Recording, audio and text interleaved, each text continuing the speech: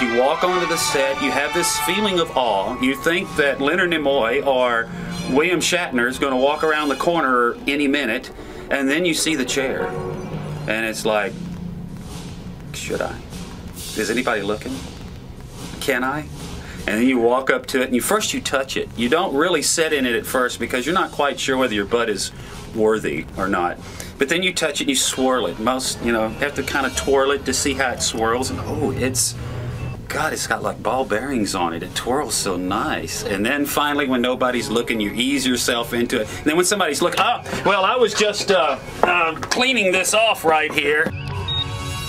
What in blazes? Commander Harris. Commander Harris, respond. Sir, Congo's vanished. Richards, reestablish contact with Commander Harris. I'm trying, sir. I can't. Tresarian attack cruiser, heading 14 Mark III. Bearing down fast. Go to red alert. Arm weapons. So that's what it was like for me, and especially once they got the view screen in place. The first time I saw it, it was more or less not quite finished yet. They were shooting some head-on shots, so the view screen wasn't in place. But once you got the view screen in, and it was like almost 3/4 of the bridge had been built, that's when you really got a good feeling for it, and it was just fantastic. I have several little favorite parts of the show. I really like it when Garvik tells Richards, he tells her to hush up, basically, and he says, I'm asking about something else, and you're telling me some bogus information I don't care about. I like that. Then Cadet John Quincy Garvik. Ensign Richards. I'm asking what we know about the disposition of Tresarian forces in this sector. Yes, sir. I think Michael, who plays Cuddy, does a really wonderful job. There's this little neat spot in one of the acts where he stands up, and I believe it's actually in the preview teaser where he stands up and says, "This is suicide, and for what?" You know, they have this little interaction. This is suicide, and for what? We have no other bases in this sector. How many Tresarians in this sector, Cuddy? You estimated 20 million. And why do you care after what they've done? I'd like to see more of that with the characters.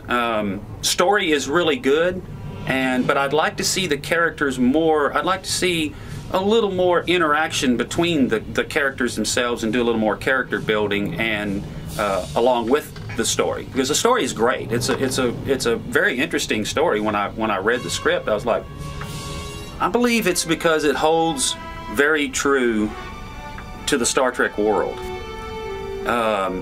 Jim takes very little license with new things that he's going to add to the show.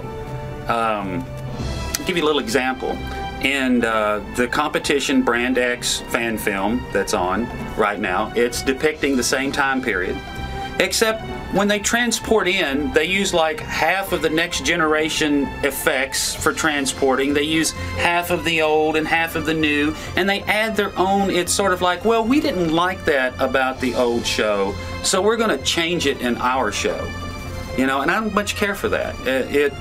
If it was good enough for the old original show, it ought to be good enough for your show. And I think doing that distracts from